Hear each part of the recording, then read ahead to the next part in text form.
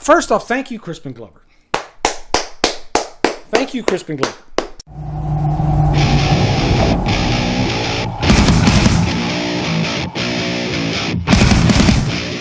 All right, greatest musical moments. Let me make sure my sound. Okay.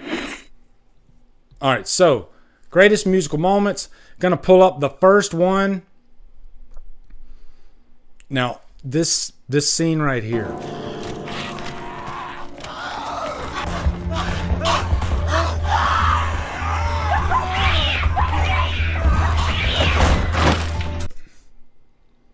So, this movie really blew my mind because movies don't scare me that often. And, man, this one really got a hold of me. I saw it in the theater, and there were moments in this movie that were just bone-chilling. But, man, what a way to start out a movie with, a musical moment that really, really sets the tone. You know, this is a guy holed up in this cabin with his family, and the rage virus, the zombies. Some people don't like calling them zombies, but for the sake of I'm just going to call them zombies. But these are zombies that run, like lightning fast speed. And so this guy, it's kind of a twofer type thing because he's scared shitless because he's running away, but then also he's got to look back and see his wife. And we'll get, so let's play a little bit of that.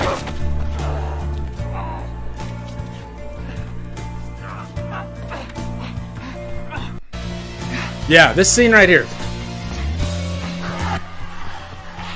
Yeah, that scene right there. I mean, can you imagine that? You're running for your life, but you know that you just had to leave your family behind.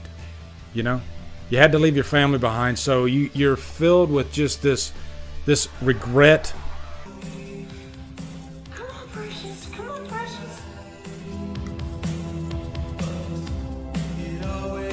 Silence of the Lambs. Probably one of the most iconic horror films ever made, and probably one of the best musical scenes. I mean, like, this is a song that probably sent a good chill down a lot of people's spine because of the nature that it's used, because you got Buffalo Bill, who is just this psychotic, insane serial killer.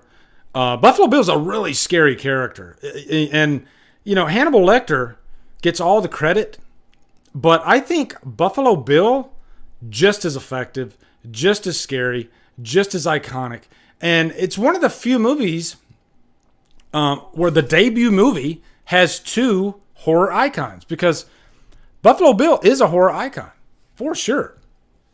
And so it depends on your mood.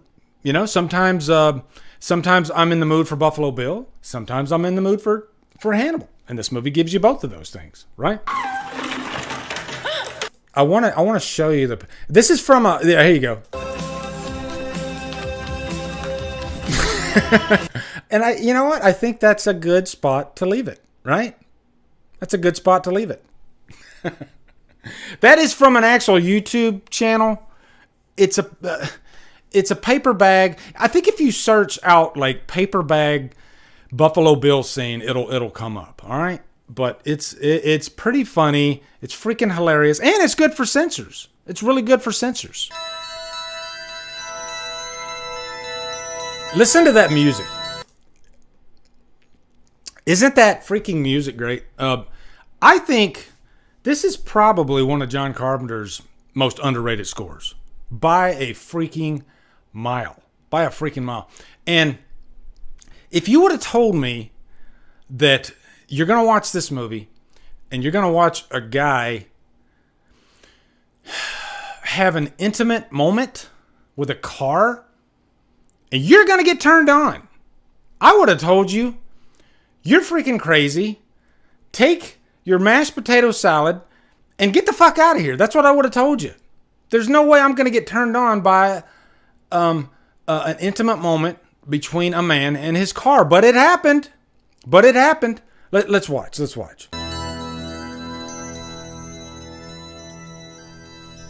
Okay. Show me. I can't even break, like, usually I'm good at breaking things down, but I can't even break down why that scene works. So, well, I know why it works so well. Like, if you didn't have Carpenter's score in that scene, then it would not be nearly as effective. I think it would still be effective just by, Beth, what's that actor's name? Keith Gordon. But Keith Gordon's performance in this, I think, is what sells the scene. I'm sure Keith Gordon was probably thinking, I'm going to act like Christine is an actual woman that I'm extremely hot for right now. And it's all in the eyes. If you look at if you look at Keith Gordon's eyes, look at his eyes in this scene. Yeah. That is a man that is longing. He's longing. That's not a verb. Is that I guess that is a verb. I was thinking there was two different meanings of that word, but I think they're both a verb. Okay? But that's a man who is he's thinking with another brain, okay? But man, Keith Gordon right there sells it right in the eyes, What a scene though. One of my favorite freaking horror movie scenes ever. Christine. Such an underrated flick. And I reviewed this one last year too. And I usually don't, when I do my intros for videos, I'm usually quick down and dirty and in and out of there. I might, give you a little quip or something like that. I've slacked off on, because I would put a lot into an intro. Well, this particular intro, I did put quite a bit into it. So if you ever get a chance, go check out my review for Christine. Just for the intro. Don't even watch the video, okay? It's a VHS review too, which is cool, all right? Probably one of the most effective songs by a really popular band at the time for a horror property. And you literally had the biggest horror property at the time with one of the biggest 80s bands. And sometimes the track itself can fall flat on its face, but no. This is a top-notch, grade A, stellar track. It's like a perfect storm because it feels horror-ish. It has horror vibes to it. And it just marries itself beautifully to Nightmare 3.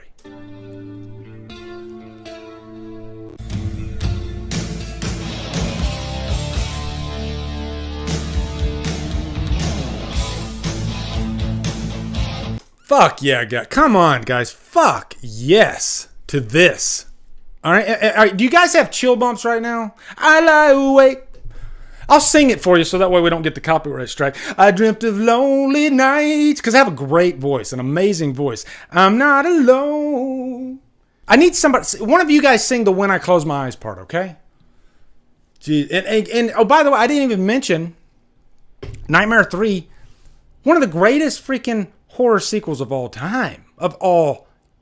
It's almost too good. It's almost too perfect. I mean, like the stars are aligned for that film. It's Freddy when he's just about to start going into comedy land a little bit too much. But he has the perfect balance here. He's still creepy. That freaking scene where he sees Nancy for the first time and he's phallic. That big freaking, I'll call him Dick Freddy. And he's like, you.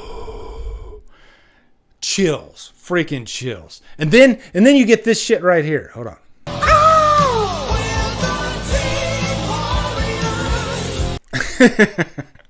Get ready, guys. Hey, guys, what's the name of this song? Now, what's about to happen is something that if I had 10 different choices in front of me, what's Crispin Glover? What's Jimmy gonna do? What is this dance gonna look like? What's it gonna be like? This right here. What the fuck is going on? What the holy fuck is going on? I don't know what it is, but I love it. I freaking love it. It's the most amazing thing. Like, this exceeded all expectations that we could ever have. Like you can't reach.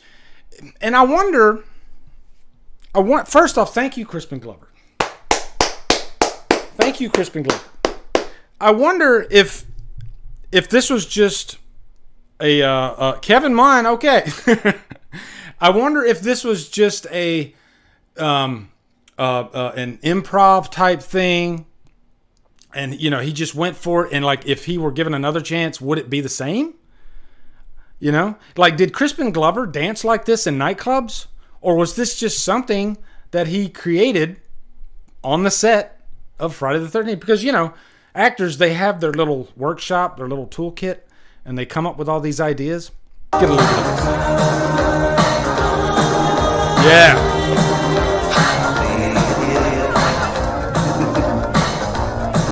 And then there's a couple of tracks in this one.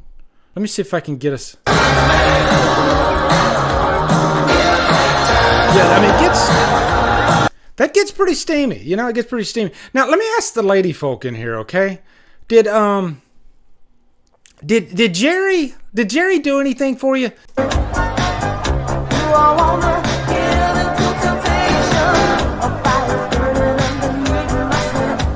So, yeah, ladies, I need your input.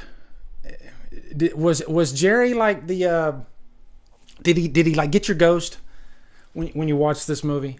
And then this is just a great example of what lighting can do to a scene. Lighting can make people extremely attractive. Okay, lighting can make people extremely attractive. All right, and because if you think about the rest of the movie, he's not really this type of character, So I guess he's a very versatile type of character because he can be the sexy guy, but he can also be the more, I guess, boss-like, functional type of character. He does it all. So that's the good thing about Chris Sarandon's performance in this movie. It's all over the place in the best way. What's up, guys? You are at the end of the DD Live clip. What I do is I like to clip these out if I think the topic is important or something that's newsworthy. So thank you for watching. And if you want to watch more, you can go over here. You can go over here. Click on one of those. And hopefully I can do this for 20 seconds, which I think I did. Okay, so yeah, thanks for watching, guys.